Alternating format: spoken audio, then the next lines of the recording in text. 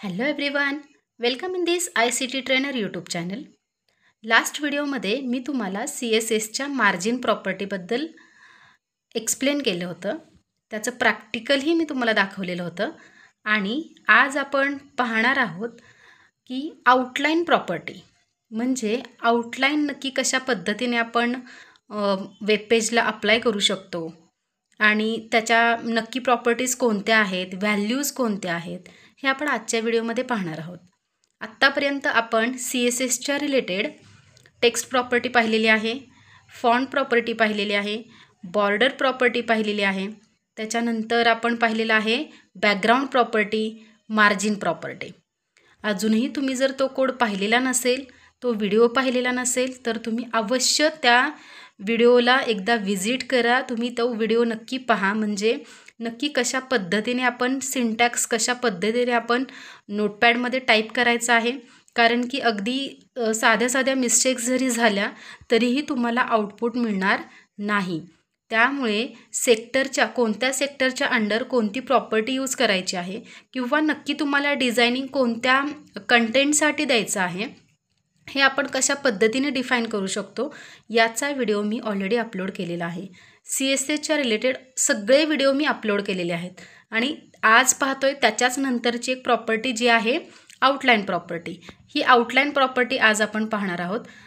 तर व्हिडिओ शेवटपर्यंत नक्की पहा, स्किप करू नका. कारण मग त्याच्यामुळे काय होतं, तुम्ही जर व्हिडिओ स्किप केला तर कोणता सिंटॅक्स मी कशासाठी यूज केलेला आहे, त्याचा नक्की यूज काय आहे, त्याचा आउटपुट कशा पद्धतीने आपल्याला मिळणार आहे, हे आपल्याला कळणार नाही. त्याच्यामुळे व्हिडिओ स्किप करू नका.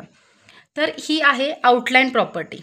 आउटलाईन प्रॉपर्टी म्हणजे काय, तुम्ही ज्यावेळेला एखाद्या वेब पेजला बॉर्डर अप्लाय करता, तर त्या वेब पेजला जी काही बॉर्डर अप्लाय केलेली आहे त्या बॉर्डरला तुम्हाला कशा पद्धतीने आउटलाईन द्यायची आहे हे डिफाईन करण्यासाठी आपण आउटलाईन प्रॉपर्टीज यूज करतो. CSSमध्ये आउटलाईन प्रॉपर्टीचा यूज कशासाठी होतो, तर एलिमेंटच्या बाजूला जी काय बॉर्डर आपण सेट करणार आहोत त्या बॉर्डरला कशा पद्धतीने आपण डेकोरेट करू शकतो, म्हणजे त्याला आउटलाईन कशा पद्धतीने देऊ शकतो. म्हणजेच ती डॉटेड आउटलाईन हवी आहे, डॅश्ड आउटलाईन हवी आहे, सॉलिड आउटलाईन हवी आहे की अजून काही, हे आपल्याला आउटलाईन प्रॉपर्टीच्या थ्रू कळणार आहे. तर इथे एक त्यांनी फक्त एक्झाम्पल दिलेलं आहे की या बॉर्डरला तुम्हाला कशा पद्धतीची आउटलाईन द्यायची आहे. तर आउटलाईनची पहिली प्रॉपर्टी आहे स्टाईल. Outline style. आता या स्टाईलमध्ये काय आहे, तर outline dash style colon dotted म्हटलं आणि सेमिकोलननी तुम्ही एंड केली ती लाईन, तर या बॉर्डरला जी आउटलाईन आहे ती डॉटेड लाईनमध्ये डिस्प्ले होणार आहे. त्याच्यानंतरच नेक्स्ट आउटलाईन स्टाईल जी आहे ती आहे डॅश. म्हणजेच काय, जी काही बॉर्डर तुम्ही अप्लाय करणार आहात वेब पेजला, त्या वेब पेजसाठी त्या बॉर्डरसाठी आउटलाईन तुम्हाला डॅश्ड फॉर्मॅटमध्ये हवी आहे. नेक्स्ट आहे जी आउटलाईनची स्टाईल आहे ती सॉलिड आहे. म्हणजे फिल्ड जी डार्क बॉर्डर असते सेम त्याच पद्धतीने तुम्हाला सॉलिड बॉर्डर हवी आहे. नेक्स्ट आहे डबल. जर तुम्हाला डबल लाईन ॲज अ बॉर्डरची आउटलाईन डिस्प्ले करायची असेल तर आउटलाईन स्टाईल डबलसुद्धा आपण यूज करू शकतो. आणि त्याच्यानंतर आउटलाईन स्टाईल नन, हे खूप महत्त्वाचं आहे. नन म्हणजे काय, तुम्हाला कोणत्याही प्रकारची आउटलाईनला स्टाईल कोणतीही अप्लाय करायची नाही. नॉर्मल आउटलाईन फक्त दिसली पाहिजे किंवा ती फक्त बॉर्डरच डिस्प्ले झाली पाहिजे. तुम्हाला कोणत्याही आउटलाईनची स्टाईल तुम्हाला त्या बॉर्डरला अप्लाय करायची नाही. म्हणून नन म्हणजे काय, तर तुम्हाला आउटलाईन नको, फक्त रेग्युलर बॉर्डर डिस्प्ले झाली तरी चालेल, याचंच मिनिंग आहे नन. नेक्स्ट आहे आउटलाईन कलर. म्हणजे तुम्ही जी काही आउटलाईन स्टाईल तुम्ही डिफाईन कराल त्याच्यासाठी तुम्हाला कोणता कलर अप्लाय करायचा आहे, तर ते आपण आउटलाईन कलर याच्या थ्रू डिस्प्ले करू शकतो. हे आपण बॉडी सेक्टरच्या अंडर किंवा कोणत्या कंटेंटला तुम्हाला बॉडी सेक्टरच्या अंडरच तुम्ही आउटलाईन कलर डिफाईन करू शकता. म्हणजे काय होईल, ज्यावेळेला तुम्ही तुमचा CSSचा कोड रन कराल त्यावेळेला त्या जो काही तुम्ही बॉर्डर अप्लाय केलेले आहे त्या बॉर्डरला आउटलाईन ज्यावेळेला तुम्ही अप्लाय करता तर त्या अप्लाय केलेल्या आउटलाईनना कोणता कलर डिस्प्ले झाला पाहिजे, कोणता कलर अप्लाय झाला पाहिजे, हे आपल्याला आउटलाईन कलर या प्रॉपर्टीच्या थ्रू डिफाईन करता येणार आहे. नेक्स्ट आहे आउटलाईन विड्थ.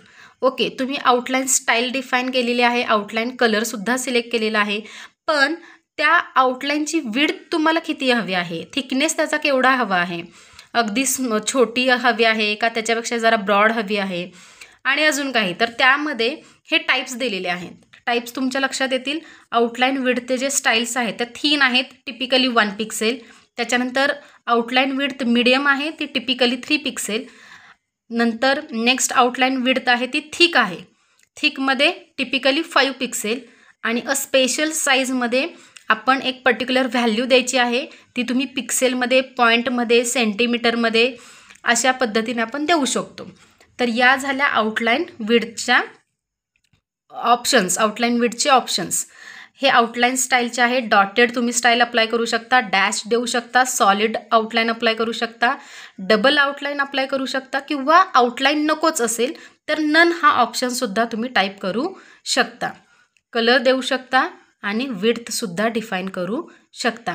अशा पद्धतीने तुम्ही जी काही CSSमध्ये बॉर्डर प्रॉपर्टी यूज केलेली असेल त्याच बॉर्डर प्रॉपर्टीला तुम्ही आउटलाईन प्रॉपर्टीजचा यूज करून अजून इफेक्टफुल आणि अजून अट्रॅक्टिव्ह बॉर्डर विथ आउटलाईन तुम्ही तुमच्या वेबपेजला अप्लाय करू शकता. आणि त्यामुळे काय होईल की आपलं वेबपेज अतिशय सुंदर पद्धतीने डिस्प्ले होईल. म्हणजे तुम्ही फक्त एक टॉपिक डिसाईड करायचा आणि तो टॉपिक डिसाईड केल्यानंतर तो कंटेंट तुम्ही ॲक्च्युअल बॉडी टॅगमध्ये टाईप केल्यानंतर अगोदरच वरती बॉडी सेक्टरमध्ये तुम्ही या सर्व गोष्टी जर अप्लाय केल्यात, outline, border, font colour, font, text colour किंवा मार्जिन, या सर्व गोष्टी मी तुम्हाला मिक्स प्रॉपर्टीच्या रिलेटेडसुद्धा एक व्हिडिओ अपलोड केलेला आहे. म्हणजे काय, वेगवेगळ्या मिक्स प्रॉपर्टी ज्यावेळेला आपण CSS कोडमध्ये टाईप करतो त्यावेळेला आपल्याला अजूनही अट्रॅक्टिव्ह असं वेबपेज दिसून येऊ शकतं. म्हणजे आपण त्या वेबपेजला अगदी अट्रॅक्टिव्ह वेबपेज क्रिएट करू शकतो. तर त्याच्यासाठी तुम्हाला काय करावं लागेल की या ज्या काही मी आउटलाईन प्रॉपर्टीज किंवा अजून काही प्रॉपर्टीज एक्सप्लेन केलेल्या आहेत त्या प्रॉपर्टीचा यूज करून तुम्ही तो HTML कोडमध्ये CSSचा कोड स्टाईल टॅगचा यूज करून तुम्ही टाईप करू शकता. आता आज मी जो केलेला आहे तो थेरी कंटेंट एक्सप्लेन केलेला आहे. उद्या आपण पाहणार आहोत की याचं ॲक्च्युअल प्रॅक्टिकल, म्हणजेच आज मी जे काही आउटलाईन प्रॉपर्टीज एक्सप्लेन केलेल्या आहेत त्या नक्की कशा वर्कआउट होतात, त्याचं प्रॅक्टिकल नक्की कसं असतं, तो कोड नक्की कुठे टाईप करायचा, त्याच्या व्हॅल्यूज कशा पद्धतीने डिफाईन करायच्या, म्हणजे त्याची स्टाईल कशी डिफाईन करायची, कलर कशा पद्धतीने टाईप करायचा, या सर्व गोष्टी मी उद्या प्रॅक्टिकली तुम्हाला दाखवणार आहे. आणि तो व्हिडिओ मी नक्की अपलोड करेन. पण त्याच्या अगोदर तुम्ही हा आजचा व्हिडिओ नक्की पाहिला पाहिजे, म्हणजे तुमच्या लक्षात येईल की आउटलाईन प्रॉपर्टीजचा नक्की यूज कशासाठी होतो. ही गोष्ट तुमची एकदा क्लिअर झाली की बाबा आउटलाईन प्रॉपर्टी म्हणजेच काय, त्याचा कशासाठी यूज होतो, बरं त्याचे सबटाईप्स कोणते आहेत, ही गोष्ट क्लिअर झाली की तुम्हाला प्रॅक्टिकल करताना कोणतीही अडचण येणार नाही. सेम मी ज्या पद्धतीने सिंटॅक्स टाईप करेन, ज्या पद्धतीने कोड टाईप करेन, तसा जरी तुम्ही कोड टाईप केला तरी तुम्हाला योग्य ते आउटपुट नक्कीच मिळणार आहे. त्याच्यासाठी माझे अगोदरचे व्हिडिओज पण नक्की पहा, म्हणजे तुमच्या लक्षात येईल की CSS कोड नक्की कशा पद्धतीने टाईप करायचा असतो, कशा पद्धतीने सेव्ह करायचा असतो, त्याचा आउटपुट आपण कशा पद्धतीने चेक करायचं असतं. या सर्व गोष्टी क्लिअर झाल्या की तुम्हाला काही अवघड वाटणार नाही. अगदी सोप्या पद्धतीने तुम्ही तुमचं प्रॅक्टिकल अगदी कमी वेळात सहजपणे कंप्लीट करू शकता. हा व्हिडिओ कसा वाटला हे कमेंट करून नक्की कळवा. व्हिडिओला लाईक करा, शेअर करा. आणि तुम्ही जर या ICT ट्रेनर या यूट्यूब चॅनलवरती नवीन असाल तर या ICT ट्रेनर यूट्यूब चॅनलला सबस्क्राईब करायला विसरू नका. थँक्यू.